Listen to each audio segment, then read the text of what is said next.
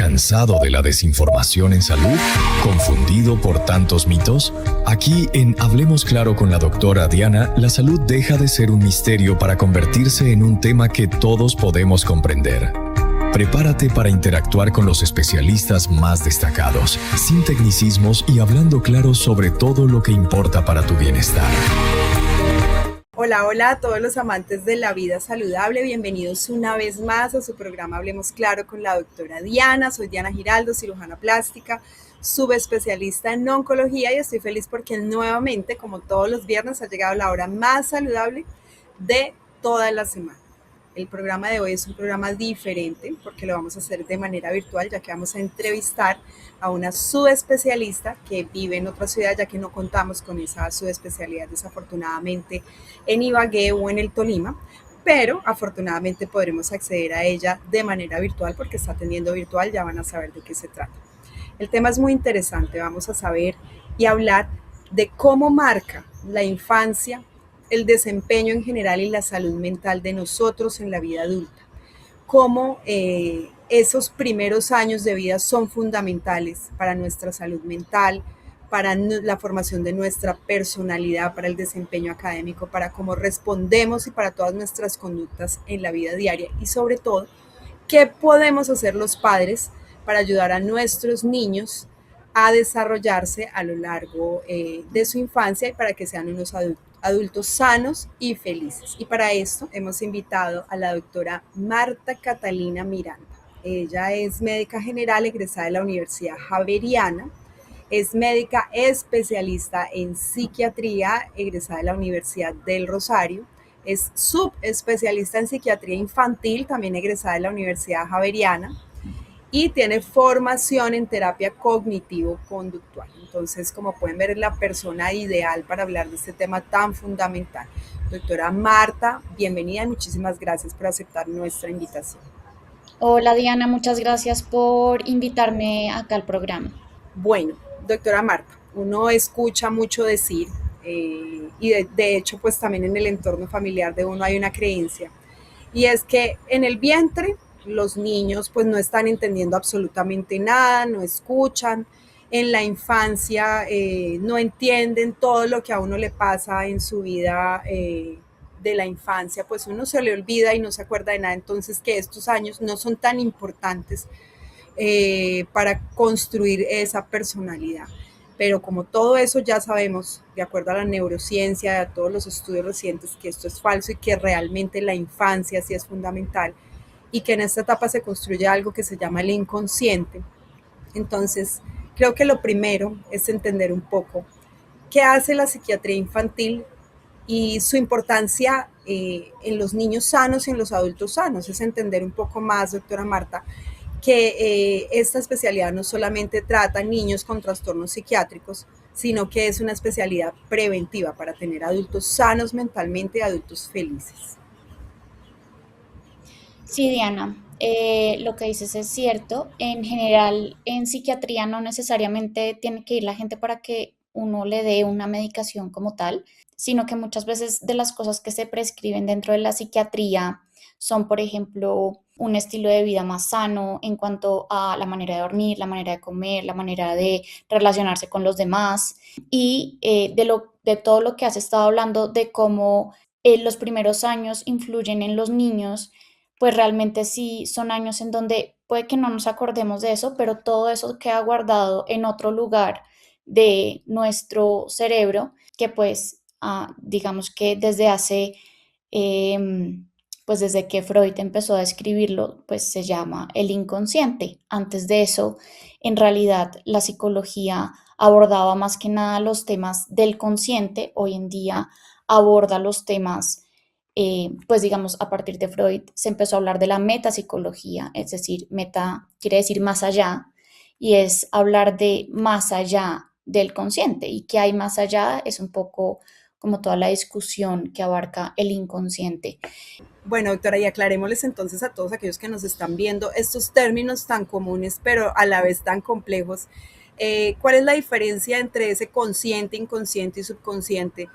¿Y cuál es la diferencia entre la memoria que llamamos memoria consciente y la memoria inconsciente, o la memoria explícita y la memoria implícita, que es todo lo que definitivamente recordamos y lo que no, pero que sí marca de algún modo nuestra vida? Pues mira, el inconsciente se rige bajo leyes que son muy diferentes a las del consciente. En realidad, pues todos hemos soñado, entonces para entender un poco cuáles son las leyes que rigen el inconsciente, uno puede pensar un poco en sus sueños, y los sueños que tienen las personas son atemporales. Un sueño no tiene un tiempo así establecido de que dure, uno no es muy consciente de cuánto dura el tiempo que uno está soñando, por ejemplo, ¿no? Y también el sueño trae cosas de hace muchos años con cosas contemporáneas, entonces mezcla las temporalidades. Hay una ausencia de contradicción, es decir, no hay leyes aristotélicas que son las que rigen como la realidad en la que vivimos, sino que las cosas en los sueños pueden ser y no ser al mismo tiempo. Y pues hay una predominancia de lo visual. Usualmente uno sueña más que nada en imágenes, y el inconsciente también se, mm, se expresa mucho más en imágenes. Entonces, digamos que así es un poco cómo funciona el inconsciente. Y si se dan cuenta, pues también los niños funcionan mucho más por todo este tipo de funcionamiento, ¿no? Como por este tipo de lógica. Entonces, para un niño es muy difícil decir si algo ocurrió hace 2 semanas o hace un mes, ¿no? Como la temporalidad de ellos también es un poco más, pues les cuesta mucho trabajo identificar la temporalidad, eso se demora en generarse. Doctora, y entonces, ¿qué tiene que ver el sueño con el inconsciente? Esa parte no la entendimos. Bueno, digamos que cuando los niños empiezan a crecer, empieza a aparecer una represión. Y la represión es, hagan de cuenta, una represa. Por eso también es un poco el nombre. Y la represa lo que tranca es el inconsciente. ¿Listo? Y entonces ya se empieza a volver un poco más difícil acceder a lo que está en el inconsciente. Lo que uno ve más es el consciente de la persona, pero no puedes acceder tan fácilmente al inconsciente. Hay pocas maneras en adultos en donde uno puede volver a acceder al inconsciente. Una de esas es a través de los sueños. El sueño le muestra a uno lo que hay en el inconsciente, y también aparecen en los lapsus, en los chistes, que son más esporádicas. En cambio, en los niños está mucho más presente el inconsciente. El inconsciente está ahí. Uno está en contacto con el inconsciente de esa persona cuando está con un niño. Por eso es tan importante, por ejemplo, cuando los niños están jugando. Mucha gente no le para muchas bolas al juego de los niños, a muchos adultos les cuesta trabajo jugar, pero precisamente en el juego los niños es como si le estuvieran haciendo aún una representación gráfica de un sueño, le están mostrando el inconsciente o las cosas que ellos están procesando a través del juego. Claro, y bueno, ¿y cuál es esa importancia del inconsciente en el desarrollo de nuestra personalidad y en nuestra salud adulta? Y pues según lo que te estoy entendiendo, entonces se empieza a construir desde la infancia, o a partir de qué momento comienza uno a construir ese inconsciente, y cuál es su importancia. La importancia es toda porque va a determinar cómo nos relacionamos con las demás personas, cómo manejamos las emociones, qué nos dispara ciertas emociones sobre todo. Pero digamos que cuando se gesta, en realidad desde siempre, ¿no? Es decir, si uno mira teorías como la de Jung, está el inconsciente colectivo, en donde a través de toda la historia la gente va como teniendo cierta información que va dentro del inconsciente colectivo, desde que los papás deciden tener a su hijo, por ejemplo, entonces todas esas expectativas que tienen los papás van a ir moldeando la manera de ser de sus hijos. Entonces, en realidad es desde antes de la gestación que se está formando el inconsciente de esa persona. Porque los padres, mediante sus deseos, mediante su manera de imaginarse cómo va a ser su hijo, qué va a hacer, qué quieren que haga, ya van moldeando cómo va a ser el inconsciente de esa persona, porque inevitablemente cuando nazca le va a afectar. Bueno, es decir que el inconsciente es fundamental para nuestra personalidad, para nuestras emociones, incluso supongo yo que para el desempeño académico de los niños y para cómo se van a desenvolver en la vida adulta como profesionales, porque las emociones también son muy importantes para el aprendizaje, ¿no es así? ¿Cuál es esta relación de la parte emocional con la parte intelectual?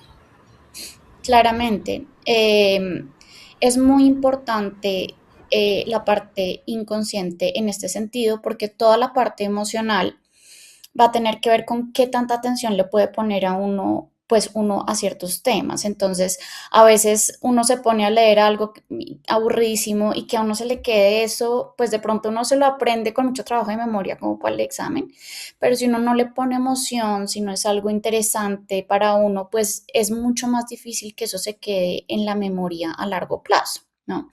Finalmente lo que hace que la gente recuerde es el chiste, la grosería, el drama que se formó porque fulanito dijo esto, lo otro, y eso la gente lo recuerda mucho más que un dato aburrido de el día a día. Interesantísimo, y por eso es que las estrategias de aprendizaje van relacionadas con formas de hacer agradable y divertido, y por eso es que en los niños el aprendizaje debe ser didáctico y debe ser a través de los juegos. Ahora entiendo mucho más el tema. Bueno, me quedó una curiosidad, y es que el inconsciente se desarrolla desde antes de que el niño nazca, pero nosotros como padres vamos desarrollando el inconsciente de nuestros hijos, es lógicamente nuestra relación con él, en el entorno que le vamos creando, en los colegios, los amigos, en general en todo lo que creamos a su alrededor. Entonces, ¿qué podemos hacer los padres para desarrollar un inconsciente saludable en nuestros hijos?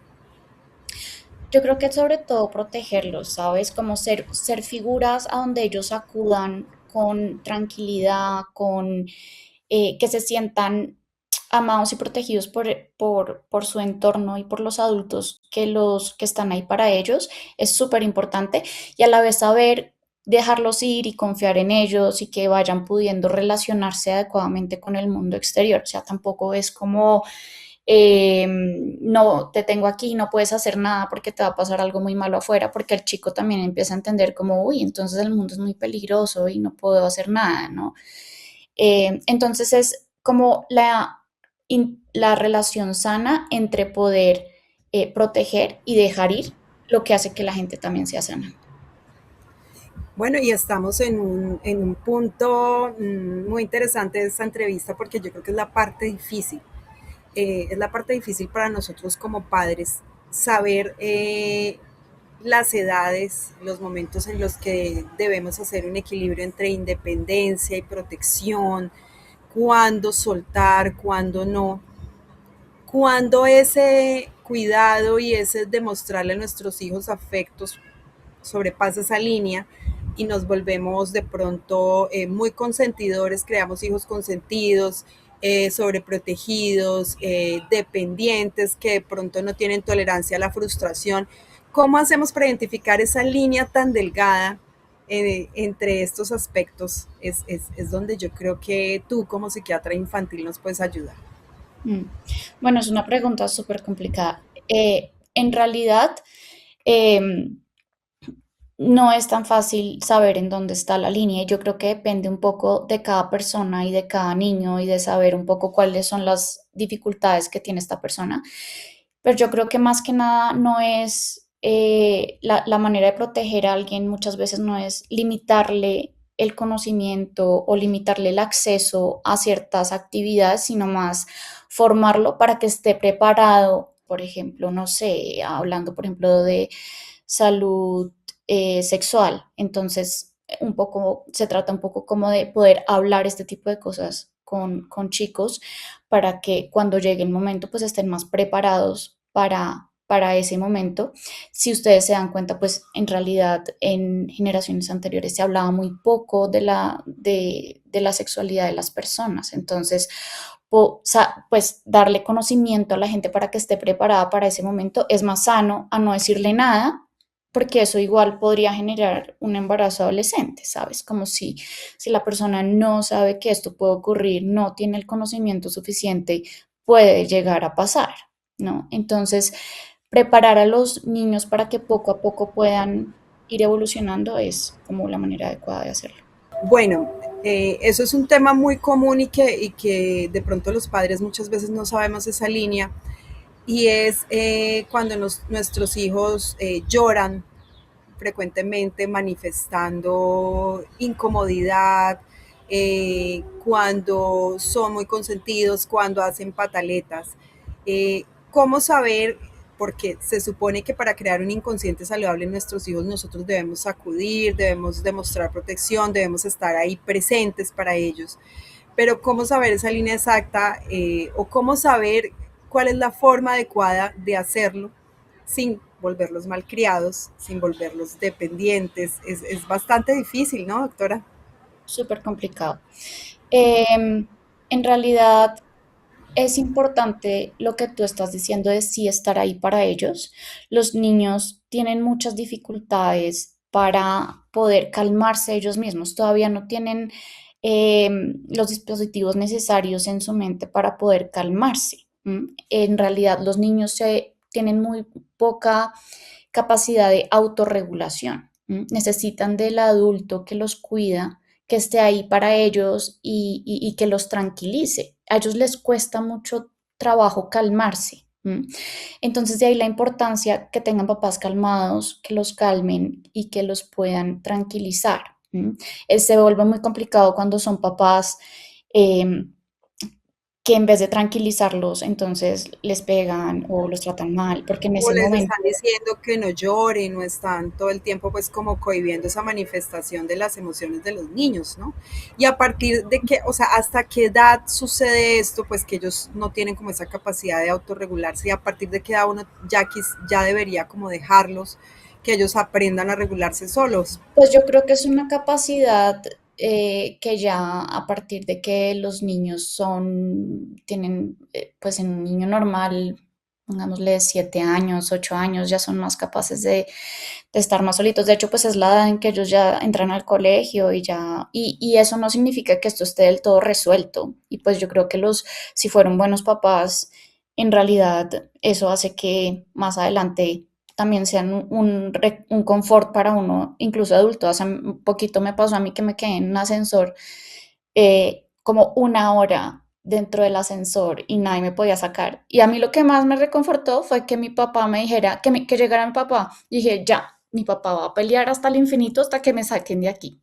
O sea, como me dio la seguridad de que eso iba a salir bien. Tienes toda la razón.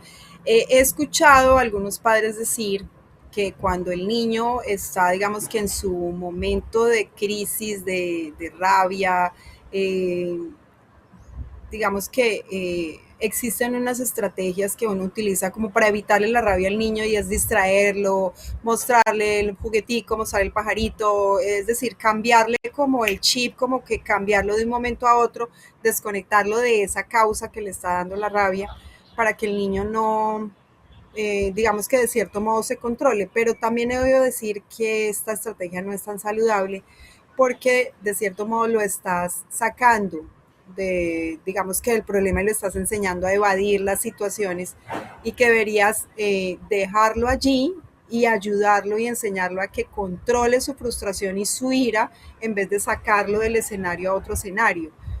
¿Tú qué opinas de eso y cuál es la recomendación respecto a esas situaciones?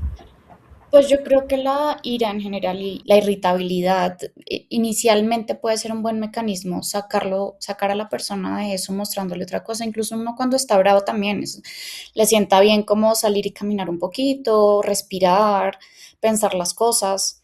eh, pero eso no significa no masticar sobre lo que pasó. Eso significa calmarse un poco y cuando uno está más calmado y puede pensar mucho mejor, bueno, ¿qué fue lo que me generó tanta rabia? ¿Cómo puedo solucionar esto? Porque la rabia también es una emoción válida. Eh, y la rabia aparece para defendernos de algo que nos parece injusto, que nos está pasando, para manifestar que hay una necesidad no satisfecha que uno tiene. Lo que pasa es que usualmente no es muy bien recibida, ¿no? Entonces es bueno que la persona aprenda a calmarse, pero también a pensar sobre qué le generó esa rabia. Claro, o sea que lo que tú nos estás diciendo es que si nuestro hijo está en una crisis de rabia, podemos hacer, de cierto modo, distraerlo, desconectarlo, pero cuando ya esté más calmado, debemos tratar de hablar con él acerca de este sentimiento, de cómo reaccionó y de que no es adecuado. Eso es lo que te entiendo.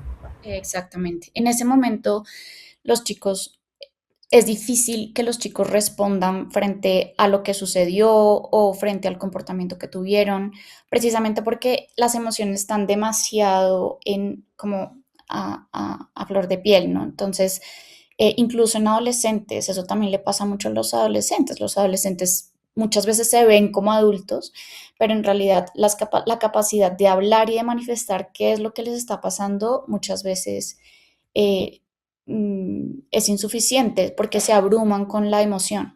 Entonces es mejor esperar a que la persona esté más tranquila para poder hablar de lo que sucedió. Y en niños y adolescentes, pues se demoran un poco más en poder hacer eso. Ok, bueno, y si esas manifestaciones de ira de los niños pues ya son desbordadas al punto de hacerse daño, de darse golpes, tirarse al piso, o de pronto de golpear a los papás, de morder, eh, y que así tú hagas lo imposible como por sacarlo de ese escenario, no es posible. En ese sentido, ¿cuál sería la forma correcta de proceder?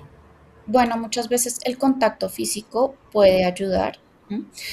En niños que ya empiezan a ser muy agresivos, por ejemplo, cogerlos con una sábana, una cobijita que a ellos les guste y abrazarlos puede servir para que no se hagan daño a ellos o que le hagan daño a uno mismo. Y pues en ese caso, claramente ahí sí aparecemos también los psiquiatras y también hay pues medicinas que pueden ayudar con este tipo de inconvenientes y también a pensar, también los adultos y también el psicoterapeuta o el psiquiatra con el que esté la familia, como cuáles son estas situaciones y qué es lo que está pasando detrás de esas manifestaciones ya tan fuertes que está teniendo el niño o el adolescente en ese momento. Bueno, pero en los niños tengo entendido que hasta cierto punto de pronto golpear, pegar, en cierta etapa llega a ser normal y es algo que tenemos que manejar y corregir, ¿no es así? O definitivamente siempre los golpes de los niños pues hacia los padres o hacia otras personas es algo anormal que requiere ayuda.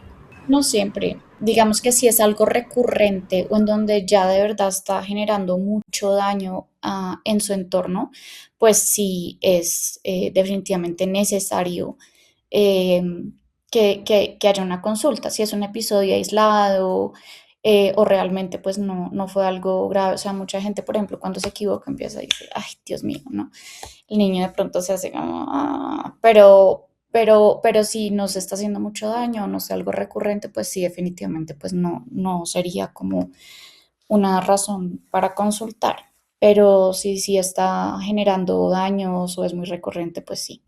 Bueno, doctora, y hablemos un poco de ese inconsciente y de cuál es esa importancia que tiene el inconsciente en la construcción de la autoestima de uno como adulto. Qué hace que algunos tengan buena autoestima, tengan seguridad, se arriesguen, de pronto sean un poco más sociables, más abiertos y otras personas sean más tímidas? ¿Qué tiene que ver el inconsciente en esta construcción de la autoestima y de la personalidad? Bueno, pues si se dan cuenta, pues en realidad los niños tienden a creerse absolutamente todo, ¿no? Entonces, si tú les dices que hay un señor vestido de rojo que viene desde el Polo Norte repartiendo regalos, ellos lo creen, ¿no? Entonces, hasta ese punto tiene mucho valor lo que los papás y los adultos o incluso otros niños les dicen. Ellos creen muchas de las cosas que les dicen pues, y se lo creen de manera medular, pues. Entonces, de ahí la importancia de hablarle uno bien a sus hijos, de hacerlos sentir importantes, valiosos, porque eso también forja la creencia que ellos van a tener sobre sí mismos más adelante. Bueno, pero entonces también alrededor de esto hay un debate que uno escucha y dice, bueno, si hoy día a los niños todo el tiempo le están diciendo, eres el mejor, tú nunca te equivocas, tú eres perfecto, entonces ahí también hay un límite claro, ¿no? Entre hacerle ver lo importante que es, pero también mostrarle cuando se equivoca. Eso también es difícil, ¿no? De entender como esa línea tan delgada que hay, ¿no? Sí, pues también hay que mostrarles cuando se equivocan, pero también mostrarles que equivocarse es normal y es sano y todo el mundo se equivoca, pues sus mismos papás también mostrarles que también se equivocan y como también es un poco mostrarles que no tienen que ser perfectos para que uno los quiera, que uno los quiere con sus imperfecciones, ¿no?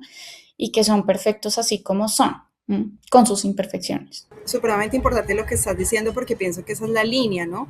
No es hacerles creer que son perfectos y que son, digamos que el centro del mundo y la persona más importante como algunos padres creen, porque esto pues que pienso yo que crea seres egoístas.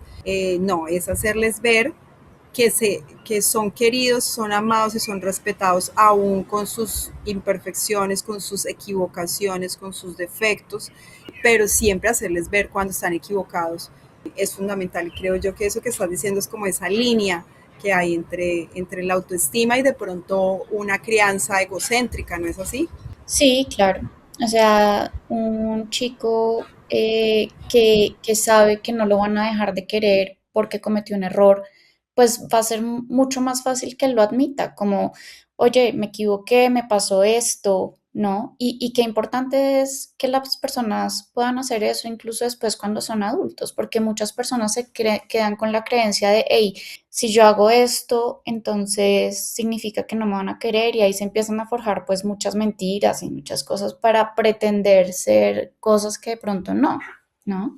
Entonces sí es muy importante ver la equivocación como algo normal y algo humano y que puede pasar.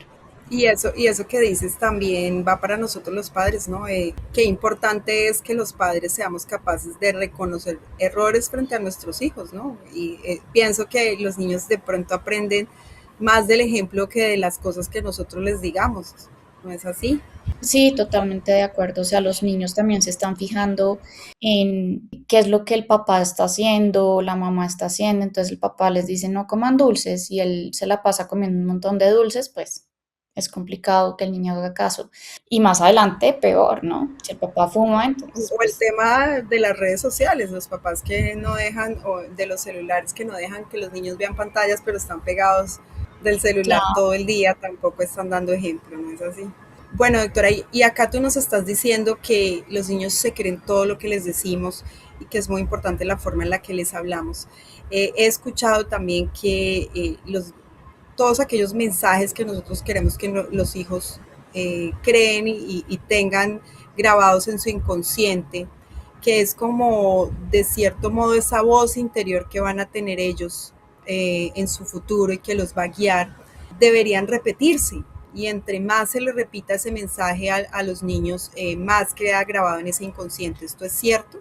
Definitivamente. Y muchas personas creen que por generar cuestiones punitivas o ser muy duros con los niños o muy estrictos, entonces van a lograr que el niño tenga mejores resultados o le vaya mejor en X o Y cosa, pero en realidad uno tiene que pensar, por ejemplo, si uno está, no sé, jugando voleibol y va a hacer un saque, ¿a uno qué le sirve? A uno le sirve la barra mala, diciéndole, uy, usted va a fallar, usted siempre saca ese saque re mal, o a uno le sirve como, oye, tú puedes, lo has hecho antes, ya practicaste esto, lo vas a sacar bien. En realidad, esa barra buena es lo que uno quiere tener para los hijos de uno en su cerebro, porque eso les va a ayudar a ser mucho más resilientes y el hecho de uno creer en uno mismo también le ahorra a uno pues muchos inconvenientes. ¿Qué tiene que ver la resiliencia con el inconsciente? ¿Cómo se desarrolla la resiliencia? Y es algo fundamental para uno enfrentar las batallas de la vida, caer y levantarse y seguir adelante y llegar muy lejos. Yo pienso que la virtud más importante que puede tener un adulto, y siempre he tenido curiosidad respecto a esto que estamos hablando, y es que si la resiliencia es la capacidad de levantarse cada que nos caemos, ¿por qué se construye precisamente no dejándolos caer y estando siempre ahí para ellos, no dejándolos solos y acompañándolos siempre, cuando en la vida adulta probablemente no nos van a tener y no sabemos en qué momento, pero van a tener que enfrentar un montón de situaciones solos y no vamos a estar ahí? es algo contradictorio porque antes deberíamos construirlo dándoles independencia, dejándolos solos, dejándolos caer y que se levanten solos. Eso para mí es un tema bastante complejo y yo creo que tú nos puedes aclarar también esa línea delgada para crear la resiliencia en la vida adulta. Claro, va un poco de la mano lo que hemos hablado antes, ¿no? De la independencia y la dependencia, pero básicamente es estar ahí para cuando ellos lo necesiten a uno, pero dejarlos explorar el mundo y explorar nuevas circunstancias, nuevas experiencias. En realidad, ¿qué pasa? O sea, si un niño todavía no sabe caminar y tú lo acercas, yo que sé, a unas escaleras, pues hombre, es peligroso, ¿no?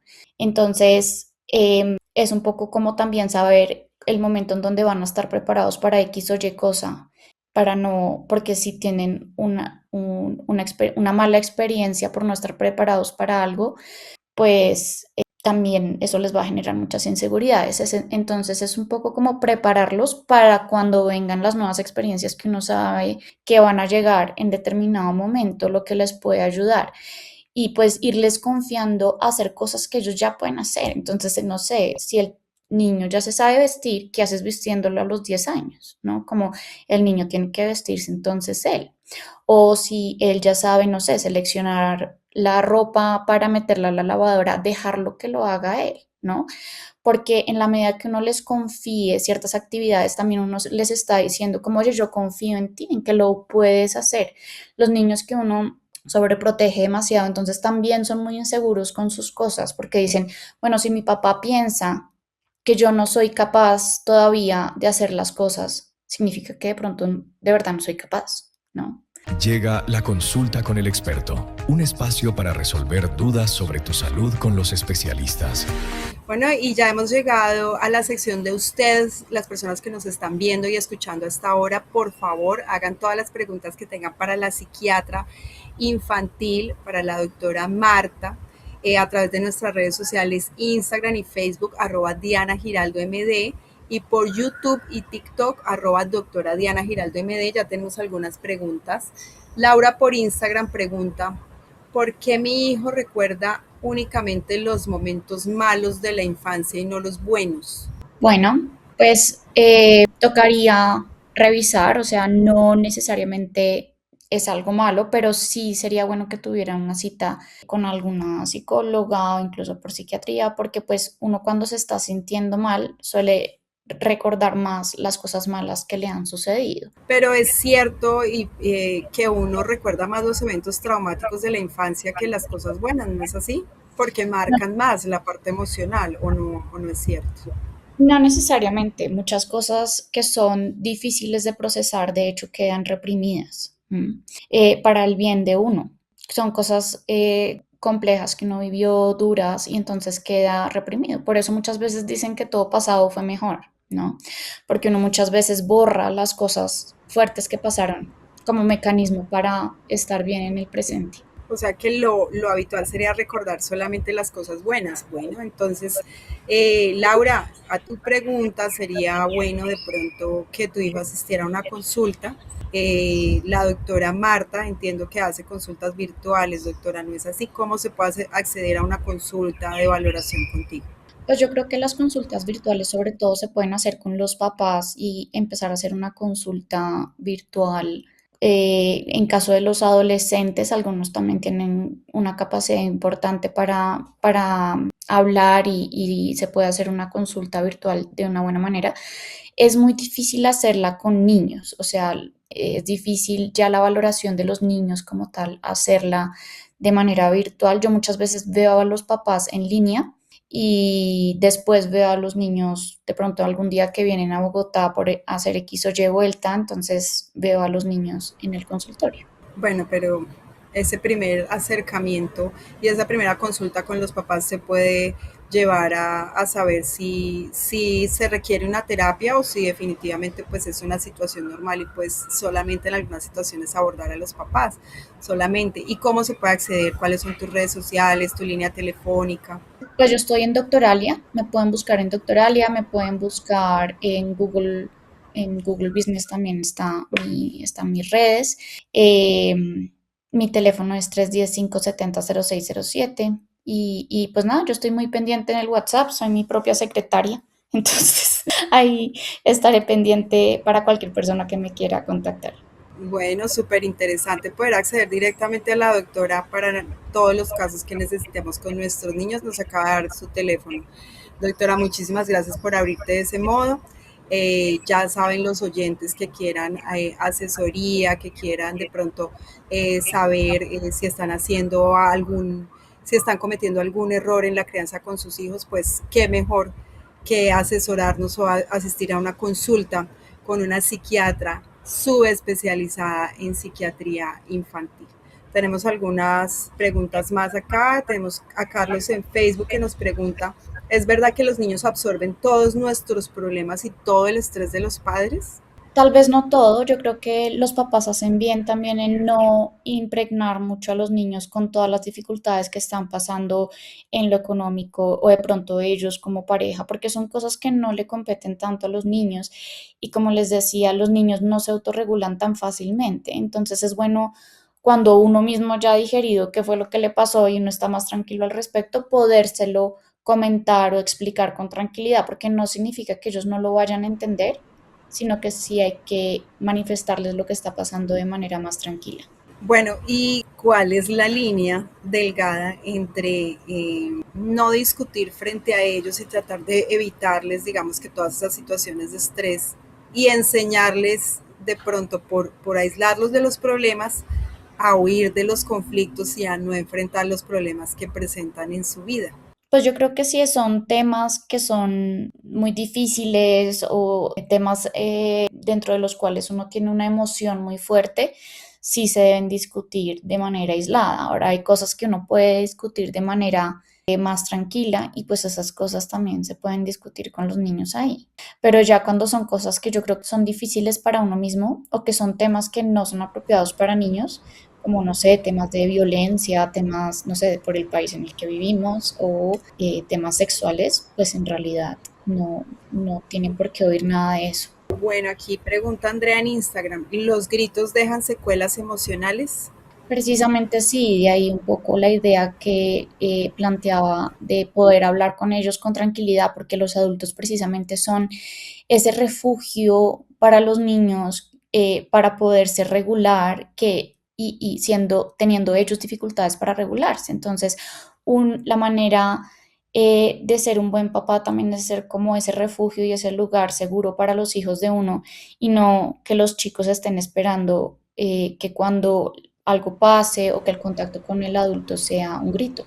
Ok, entonces definitivamente los gritos a nuestros hijos, así estén cometiendo errores, siempre se deben evitar. Sí. Corregir con calma, con paciencia, no nos deben ver irritados. Lógicamente, pues somos seres humanos y podemos equivocarnos. En Es ese caso, pues es difícil. necesario pedir disculpas, pero en resumen, los gritos se deben evitar. Bueno, por acá tengo otra pregunta de Marcela que pregunta en YouTube, ¿es verdad que las comparaciones entre hermanos afectan el inconsciente y la personalidad?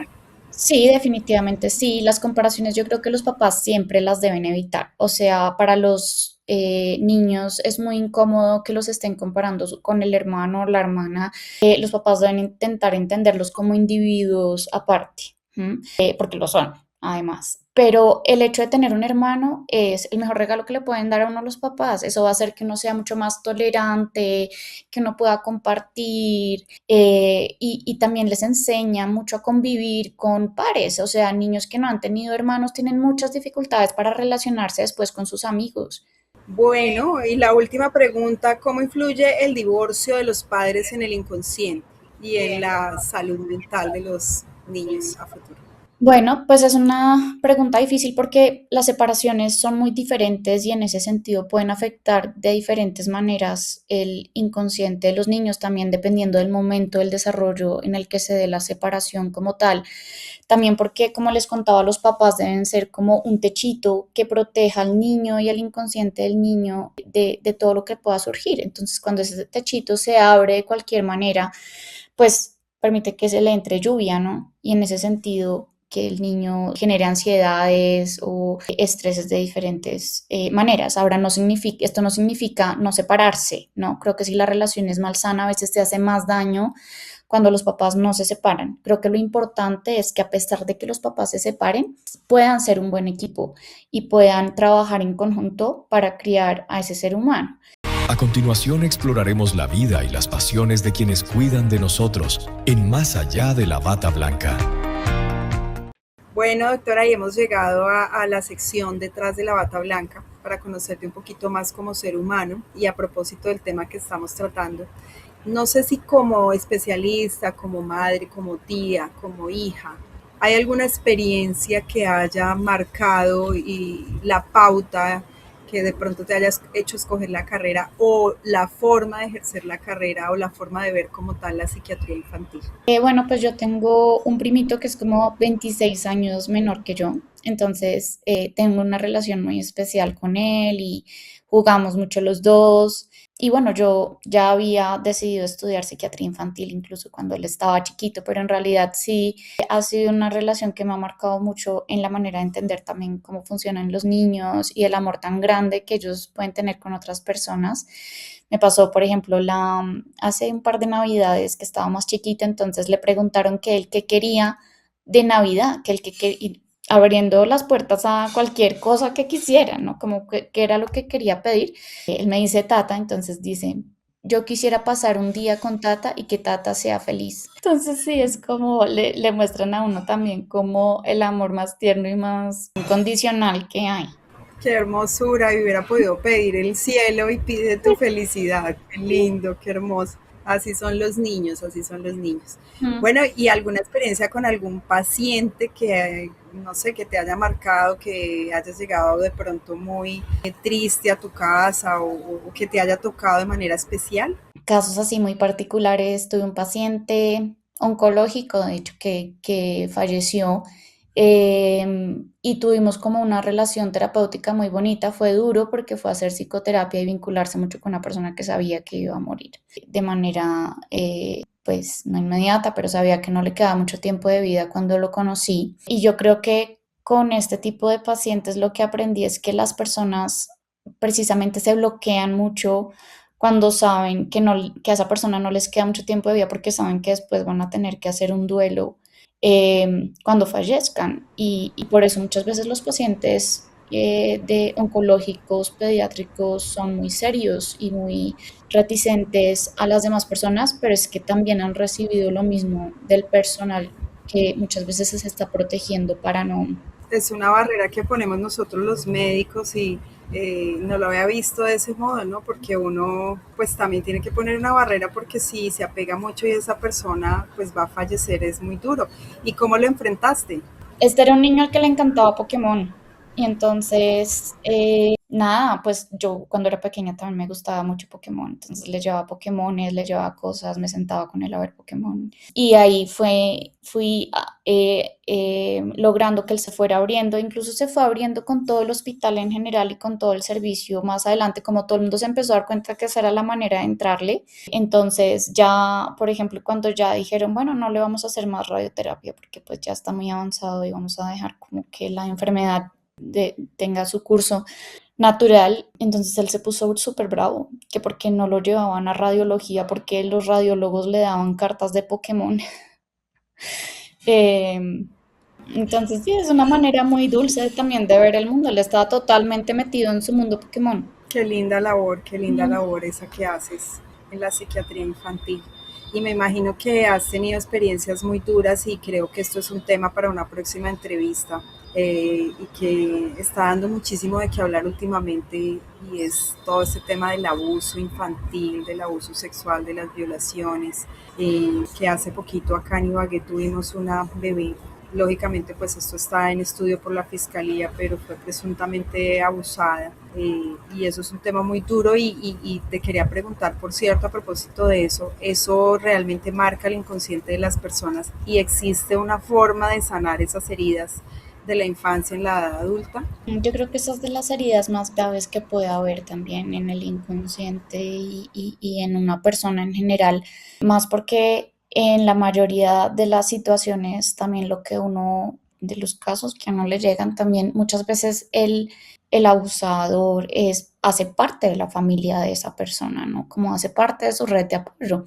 Entonces, eso complejiza aún más como esa actitud frente a la vida o esa manera de relacionarse con los demás, porque bueno, si mi figura, no sé, paterna me hace eso, o el hermano o el tío, etcétera, entonces uno qué puede esperar del resto de las personas que uno se encuentra por ahí. Entonces la confianza básica que uno tiene en su entorno se afecta mucho también. Es un tema muy, muy complejo, doctora, y sería muy lindo que pudiéramos tener una entrevista contigo hablando un poco más de este tema en una futura oportunidad. No sé si estés de acuerdo. Que sí, me avisan y lo hacemos. Claro que sí. Tips de belleza y equilibrio con la doctora Diana. Un espacio en donde exploramos la perfecta sincronía entre lo estético y lo saludable. Bueno, y ya para terminar, doctora, vamos a entrar en esta sección de tips de belleza y equilibrio. Queremos conocer, lógicamente, una psiquiatra infantil, cómo mantiene el equilibrio en su vida, cuáles son esos tips que tú aplicas en tu vida y que nos puedes dar a todos aquellos que estamos aquí viéndote y escuchando. Bueno, yo también me hago psicoterapia en mi vida personal. Llevo muchos años haciéndome psicoterapia. Y creo que ese es un espacio que uno agradece siempre y que en realidad hacérselo desde antes, o sea, cuando uno es un niño o un adolescente, también tiene un valor súper importante precisamente porque la personalidad todavía no se ha terminado de formar, entonces tiene un impacto mucho más grande en uno. También, bueno, llevar un estilo de vida saludable en cuanto a comer, dormir, las relaciones interpersonales que uno tenga que sean amables, la relación con uno mismo que sea una relación amable, creo que es lo que uno también fortalece mediante la psicoterapia. Y adicionalmente, también creo que es importante en esa relación con los demás también tener un sentido de comunidad y de estar ahí para las demás personas, que yo creo que es lo que hace que uno se sienta bien también en sociedad. Bueno, desafortunadamente hemos llegado ya al final del programa. Esta entrevista está muy interesante, no se nos acabó el tiempo, creo que podríamos hablar horas y horas de este tema. Doctora Marta, de verdad, muchísimas gracias por habernos acompañado. No sé si quieres darle un mensaje, un último mensaje a todas aquellas personas que nos ven y nos escuchan hasta ahora. Yo creo que no estigmatizar en general la ida al psiquiatra, o sea, no necesariamente una persona que tiene una dificultad grande tiene que ir al psiquiatra. Los psiquiatras estamos ahí también para ayudar, como tú misma dijiste inicialmente, a prevenir. Entonces me encantan estos espacios en donde se pueda hablar abiertamente de estos temas para que la gente también se familiarice con ellos. Bueno, doctora, muchísimas gracias y bueno, ya saben, todas las experiencias que viven nuestros hijos, incluso desde el vientre, son importantes y dejan huella. Y como nos ha enseñado la doctora Marta, es importante que todas esas huellas sean positivas, sean huellas de presencia, de amor, de respeto, de ejemplo. Nuestro trato hacia nuestros hijos debe ser el mejor y el hecho de que no recuerden en su memoria consciente todas esas experiencias, esos momentos vividos de la infancia no quieren decir que no sean fundamentales para el desarrollo de su personalidad, de su intelecto, de la respuesta que tienen al entorno y sobre todo de la resiliencia. Entonces, de verdad los invito a que vean esta entrevista, estuvo muy, muy, muy interesante, quizás una de las más interesantes que hayamos hecho. Y además los invito a que por favor la compartan a todas aquellas personas que puedan interesarse en este tema, que tengan hijos, que tengan hermanitos, que estén próximos a tener hijos. Compártanlas a través de nuestro podcast de YouTube, Hablemos Claro con la doctora Diana. Hablamos con la doctora Marta Miranda, psiquiatra infantil. Es un tema muy interesante. Hasta la próxima. Para interactuar con los especialistas más destacados, sin tecnicismos y hablando claro sobre todo lo que importa para tu bienestar.